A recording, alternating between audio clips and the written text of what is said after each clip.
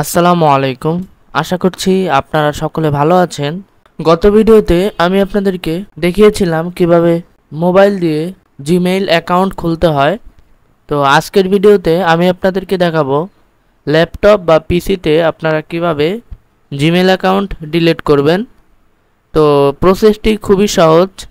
এজন্য প্রথমে জাস্ট যে কোনো একটি ব্রাউজারে ঢুকবেন। তো আমি ক্রোম ব্রাউজারে ঢুকছি। তারপরে এখান থেকে ডান দিকে উপরের সাইডে প্রোফাইল আইকনে একটা ট্যাপ করবেন। তারপরে এখান থেকে নিচের দিকে গেলে একটা লেখা দেখতে পারবেন ম্যানেজ ইউর গুগল অ্যাকাউন্ট। এই ম্যানেজ ইউর গুগল অ্যাকাউন্ট লেখাটিতে ক্লিক করবেন। তারপরে এখানে দেখতে পাচ্ছেন আমি যে অ্যাকাউন্টটি ডিলিট করব সেই অ্যাকাউন্টটি কিন্তু এখানে রয়েছে। তো আপনি এটি পরিবর্তন করবেন কিভাবে? এই প্রোফাইল আইকনে জাস্ট একটা ক্লিক করবেন। তারপরে এখানে আমার যেহেতু একটা অ্যাকাউন্টে লগ ইন করা রয়েছে তাই একটাই দেখাচ্ছে। আপনার যদি আরও অ্যাকাউন্ট লগ ইন করা থাকে তাহলে আরও অ্যাকাউন্ট এখানে শো করবে। আপনি জাস্ট ওখানে ক্লিক করে এখানে সেট করে নেবেন। তো এরপর এখানে আসার পরে এই উপরের দিকে একটা সার্চ বার দেখতে পারবেন। এই সার্চ বারে টাইপ করবেন ডিলেট।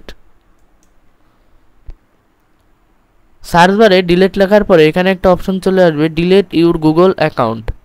এই অপশনটিতে ক্লিক করবেন।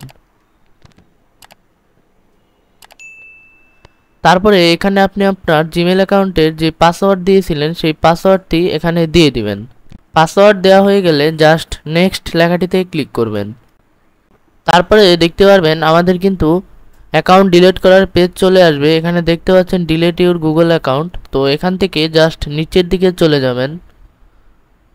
তারপরে এখানে যেই দুটো অপশন রয়েছে এই দুটো অপশনে জাস্ট টিক মার্ক করে দিবেন। তারপরে এখানে ডিলিট অ্যাকাউন্ট লেখাটিতে ক্লিক করবেন। দেখতে পাচ্ছেন খুবই সহজে কিন্তু আমরা একটি জিমেইল অ্যাকাউন্ট ডিলিট করে ফেললাম। আশা করছি আপনারা এই বিষয়টি বুঝতে পেরেছেন। দেখতে পাচ্ছেন অ্যাকাউন্ট কিন্তু ডিলিট হয়ে গেছে। তো আপনি চাইলে কিছুদিন আপনাকে সময় দেওয়া হবে, আপনি চাইলে আপনার অ্যাকাউন্টটি ভুলক্রমে ডিলিট করে থাকলে রিকভার করতে পারবেন আবার আলাদাভাবে আইডি পাসওয়ার্ড দিয়ে। তো আশা করছি আপনারা বিষয়টি বুঝতে পেরেছেন। তো আজকের ভিডিও এই পর্যন্তই। যদি ভিডিওটি ভালো লেগে থাকে অবশ্যই একটি লাইক করবেন, বন্ধুদের সাথে শেয়ার করতে ভুলবেন না। আপনি যদি চ্যানেলে নতুন হয়ে থাকেন অবশ্যই চ্যানেলটি সাবস্ক্রাইব করবেন। দেখা হচ্ছে পরবর্তী ভিডিওতে। ততক্ষণ পর্যন্ত সকলে ভালো থাকবেন, সুস্থ থাকবেন। আল্লাহ হাফেজ।